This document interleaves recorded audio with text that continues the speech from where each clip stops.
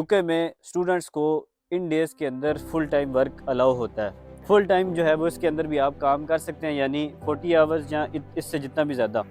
बस आपको एक काम करना पड़ेगा, यूनिवर्सिटी से एक लेटर लेना पड़ेगा, टर्म लेटर। अगर आप एक जगह पे 20 घंटे आपको शिफ्ट्स मिल रही हैं, किसी और जगह पे आपको ज़्यादा शिफ्ट्स मिलती हैं, तो आप दोनों जगह पे एट अ टाइम एनआई के ऊपर। अब मैंने लोग ऐसे देखे हैं यार, समर वेकेशंस के अंदर उन्होंने सिक्योरिटी की ऐसी इवेंट्स की शिफ्टें की हैं और ऐसे पैसे उन्होंने बनाए हैं कि वो बंदों ने अपनी सारी की सारी फीस जो है वो उस सिर्फ समर वेकेशन के अंदर जो है वो निकाल ली थी। यूके में स्टूडेंट्स को इन डेज़ के अंदर फुल टाइम वर्क अलाउ होता है।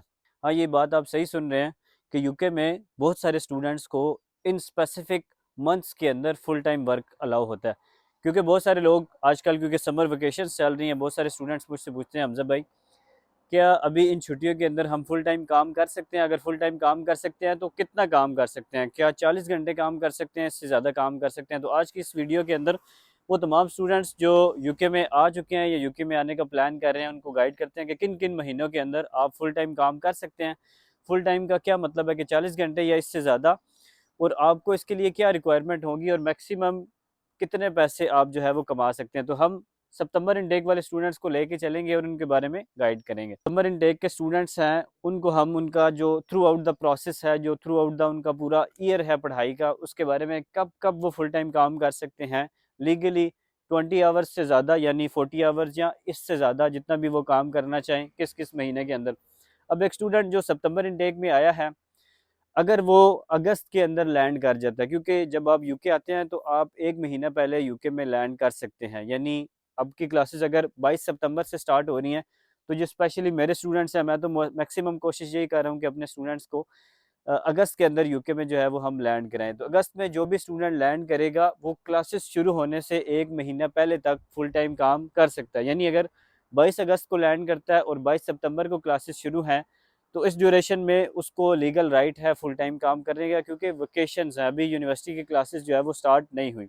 लेकिन इस ड्यूरेशन में आम तौर पे स्टूडेंट क्योंकि नया आया होता है, उसका कोई दोस्त रिश्तेदार जब तक उसको किसी काम पे ना लगवाए तो मुश्किल होता है, क्योंकि उसने अपना बीआरपी कलेक्ट करना है, उसने अपनी अकोमोडेशन का कुछ करना है, यूनिवर्सिटी की इनरोलमेंट करानी है, बाकी काफ़ी सारे काम होते हैं। तो इस ड्यूरेशन में वर्क अलाउ है स्टूडेंट को 40 आवर्स या जितना भी वो काम करना चाहे।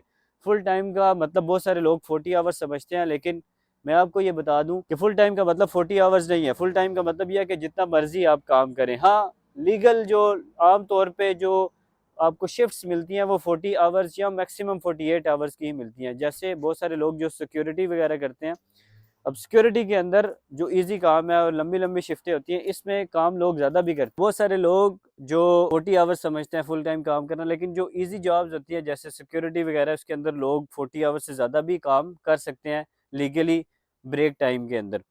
उसके बाद सितंबर में आपकी क्लासेस शुरू हो जाएंगी और आपकी जो क्लासेस हैं वो थ्रू आउट चलती रहेंगी टिल दिसंबर।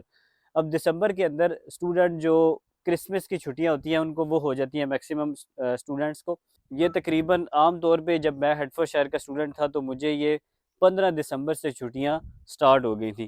किसी यूनिवर्सिटी में 20 दिसंबर से शुरू होती हैं, किसी में 15 से 20, या मैक्सिमम 22 से पहले पहले ये छुट्टियां जो है वो स्टार्ट हो जाती हैं और ये चलती है तकरीबन 6 जनवरी तक, जो कि तकरीबन 20 से 25 दिन बनते हैं।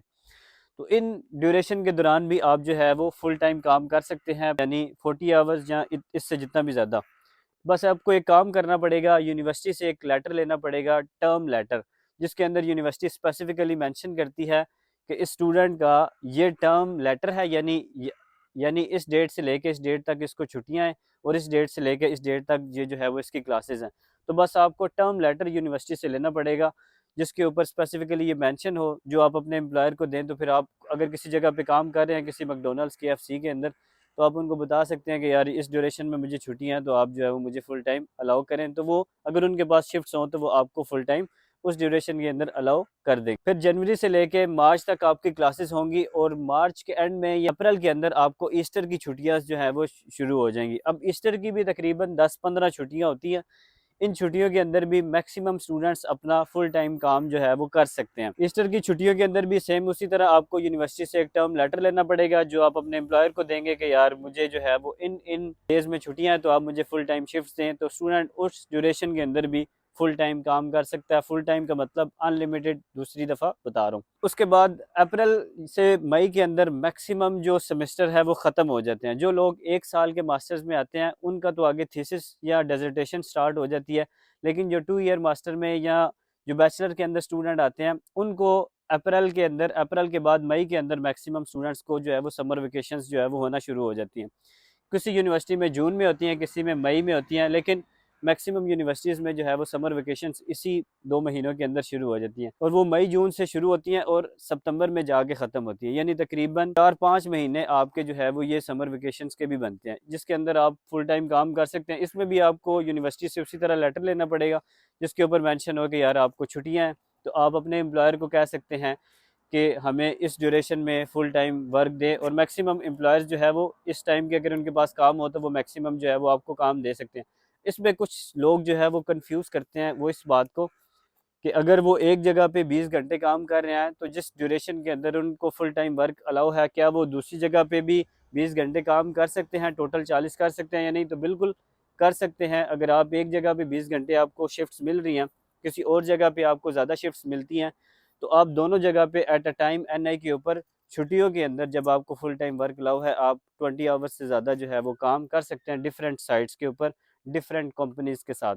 तो इस चीज़ को आपने कंफ्यूज नहीं करना कि आपने जो है इवन ड्यूरिंग टर्म टाइम भी अगर एक जगह के ऊपर आपको 10 घंटे काम मिलता है और दूसरी जगह के ऊपर आपको जो है वो 10 घंटे काम मिलता है, तो टर्म टाइम के अंदर भी आप जो है वो 2 जगहों पे एट अ टाइम एनआई के ऊपर 20 आवर्स काम कर सकते हैं।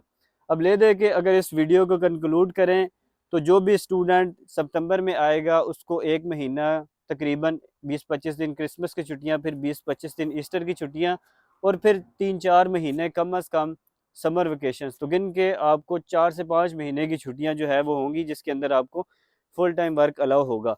अब मैंने लोग ऐसे देखे हैं यार, समर वेकेशंस के अंदर उन्होंने सिक्योरिटी की ऐसी इवेंट्स की शिफ्टें की हैं और ऐसे पैसे उन्होंने बनाए हैं कि वो बंदों ने अपनी सारी की सारी फीस जो है वो उस सिर्फ समर वेकेशन के अंदर जो है वो निकाल ली थी।